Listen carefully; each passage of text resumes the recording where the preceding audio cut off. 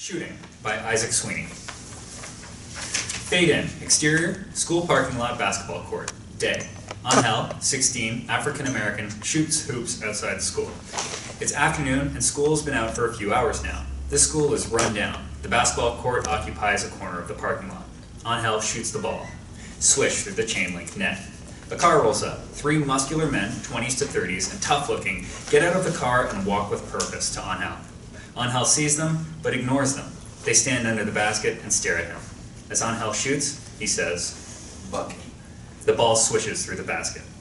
Muscular man 1 gets the rebound. The three men step closer to Angel. What do y'all want? You know what we want. Your brother. What do y'all want from him? You know Butter killed my boy. I ain't seen Butter in a minute. What Butter does ain't got nothing to do with me. Muscular man 2 and 3 step closer to Angel. Angel stands firm. Stop. He throws Angel the ball. When you see Butter, tell him we're looking for him. Interior, Butter's house, night. Butter's house is bare, almost as if it's abandoned. No pictures on the wall, lawn furniture is inside instead of real furniture, and yet there are stacks of cash covering all flat surfaces. Butter, 25, is shirtless and tatted up, sitting on the dingy sofa. He counts a stack of 5s, 10s, and 20s. On the door, knock, knock, knock. Who there? Open up. It's me, Angel. Come on in, bro. Ain't seen you in a minute. Angel enters. He looks at the filth and cash everywhere before they hug. What brings you by, bro? You finally ready to make some dollars? Oh, looks like you're living the life. Damn straight. Butter picks up a stack of money under Angel's nose. Smell it. It's nice. Angel slaps the money away. Get that out of my face. It smells dirty. Butter grips his teeth. Then he laughs and sits back down. I see you still got them hoop dreams, but you'll come around sooner or later. This ain't no life to look forward to. Man, why you gotta be a little bitch? Just like our crackhead mama. Keep up those crazy dreams and you'll be just like her. Your broke ass will be all about the next fix instead of the next gig. Angel is mad and rushes at Butter. Butter doesn't flinch. Angel stops and they stand nose to nose. Teeth gritted, lips tightened. I had to knock you the fuck out for saying some shit like that. It ain't like Daddy set a good example. At least she let us take her to rehab. Man, she's been in rehab 6, 7 times. Ain't gonna make no difference. Gets out tomorrow. We throw a party, she probably won't even last a night. She can do it. Crackhead ass. Nah, she's got it this time. She ain't got shit. The brothers, still standing close to each other, relax a little. Alright. Butter takes a seat and begins counting his money again. Angel leans against the wall. Hey man, what'd you come here for anyway? Not like I don't enjoy our visits, but you don't just come by. Some dudes came to see me. Something about you killing a man? Butter stops counting and looks up. Don't say nothing because it don't matter. I ain't in the life. What does matter is they're coming for you. I ain't scared. Yeah, right. Angel starts to leave. Hey, Angel stops.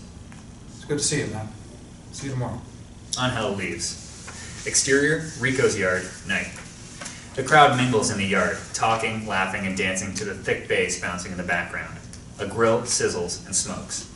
Angel's father, Rico, 50, has on his good jeans, wearing them low so his boxers show. He doesn't have a shirt on. He raises a bottle of cheap liquor in the air. Hey, yo! You all quiet down now. I got something to say. The crowd quiets and gives him their attention. The music stops. Everybody's got problems, that's for sure. Damn sure. Some people just live with the problem, and some people can't. Now we're all here for Denise. The crowd interrupts with joyful shouts and cheers. Denise, 50, is skinny with stringy hair. She smiles, but it's a timid smile. That's right, everybody. Show her your love. I ain't never met anybody like Denise before. And now she's back here with us. Shoot up, drink, smoke up, whatever you got, we celebrate. The crowd erupts. Exterior, Rico's yard, night. Butter and Angel stand on the outskirts of the party and look on. Same old shit, different day. Only we could celebrate Mom coming back from rehab by drinking a bunch of alcohol and using a lot of drugs. Butter gets in Angel's face. Man, you always acting like you're better than everybody. But we's raised on the streets in the same house. Your shit stinks just like everybody's here. I'm tired of you. Butter disappears into the crowd. A hand taps Angel's shoulder. He turns to see Keesha, 17. Her skin is the color of caramel. She wears designer clothes and, as always, chews gum. What's up with your brother? I ain't tripping. Tripping on what? Saying I think I'm better than everyone. Keesha wraps her arms around Angel's waist. Well, maybe you are better than everybody. I think you are. Angel holds her as well as they kiss. When they pull apart, he looks off in the distance. What's wrong? Just a bunch of shit. Boys from the 3 now rolled up on me at school. Says something about Butter taking out one of their boys.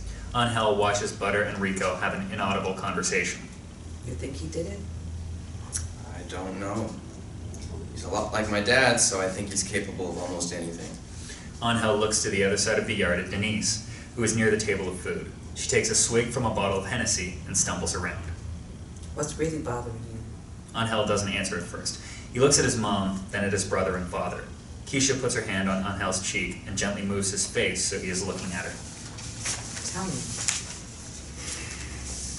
I just look around and ain't nothing changed. I want to get out of here, but I don't even know if it's possible. Drive-by! He's got a gun! Bang! Bang! Machine guns shoot up the party in a drive-by. Screams and chaos. Smoke. Exterior, Rico's yard, night. Smoke and destruction are everywhere. As the smoke clears, Angel stands up and looks around. He sees Keesha first. She's lying on the ground, blood on her shirt. Keesha? He falls to his knees and scoops up her head, caressing her in his arms. Keesha! Keesha, please, no! No, Keesha! He pulls her close again. She coughs a little. He startles. Keesha, you're alive, oh thank God. She reaches an arm up to Angel. Baby, I'm okay. What happened? Angel hugs her close again. When he looks up this time, he sees Denise shot dead, the broken bottle of Hennessy at her side. Stunned, he looks to the other end of the yard, to where Rico and Butter were, and he sees Rico motionless on the ground, covered in blood. Butter is on the ground as well, but Angel sees him cough and squirm. Keesha, I need to talk to Butter. Go. I'm okay. Angel gently sets her down and kisses her before running to Butter. Exterior, Rico's yard, night. Butter, I'm here. Angel wraps his arms around Butter, not worried about the mud or the blood that gets all over him. Sorry. I'm so sorry. I know you are, I know. I just wanted to do okay. I just wanted to get some money and get out of here one day. I know. It's you on hell. What? You got a chance. It's gotta be you. I'll get them for you. They'll pay for this. Come here, Angel. Let me tell you something. Angel leans down to Butter. You should be. Butter dies. Angel, sobbing, squeezes him tightly. His wails nearly match the pitch of the police sirens as they approach. The scene is overcome by the flashing red and blue lights. Exterior, police station, night. The front of the police station is still bustling in the middle of the night. Angel and Keesha walk out of the front door and descend the steps, both moving slowly, both visibly distraught. Keesha holds Angel's hand and looks up at him. Baby? He doesn't look at her when he responds. Yeah. Baby, I see your face. Yeah? Baby, what is it? This time, she stops walking and pulls his arm, insisting that he stop too. You really need to ask? Yes, I do. Sadness, I understand. Anger, I understand. I see those in your face, but there's something else. He finally looks her in the eye. No, baby. You can't do it. What? Can't do what? You thinking about killing them, aren't you? And you don't think I can? What, you think I'm soft? Hell no, Angel. You get that shit out of your head. He lets go of her hand. These dudes deserve to die. And I want to kill the motherfuckers so bad. Listen to yourself, Angel. I am listening to myself. You're talking about killing people. Killing people. And not only that, but going after these guys alone? And I'll go with my bare hands if I need to. Hell, fucking yes, I'm thinking about killing these guys. Angel, you listen to me. God damn it. You lost your father, your mother, and your brother in one flurry of bullets. It's tragic and sad and ridiculous and horrible. She grabs his hand again. But there are ways to deal with tragedy besides straight up revenge. I owe it to them. I ain't just gonna spend my life in therapy over this shit. It ain't never going to trial. There ain't gonna be no getting over this unless I do something about it. Why you? Because they killed my people. They killed my family. And what about us? They lock eyes for a beat. And what about basketball? Angel walks toward her and gently grasps both of her hands. I will always love you. And I love basketball. You and ball are the only two things I've ever wanted. Keesha rests her body against his. He caresses her. But this... Stop. Think. Don't say anything for a minute. Think about what could happen. Chances are you could die or you could go to prison. If either of those happen, you've lost us both. And if you happen to get your revenge, you kill all of them and nobody knows it was you, then I'll still know. More importantly, you'll still know. Do you understand? I do. Things will never Be the same. They hug tightly, then Angel pulls himself away and leaves her, right there on the sidewalk. She falls to a knee, sobbing uncontrollably.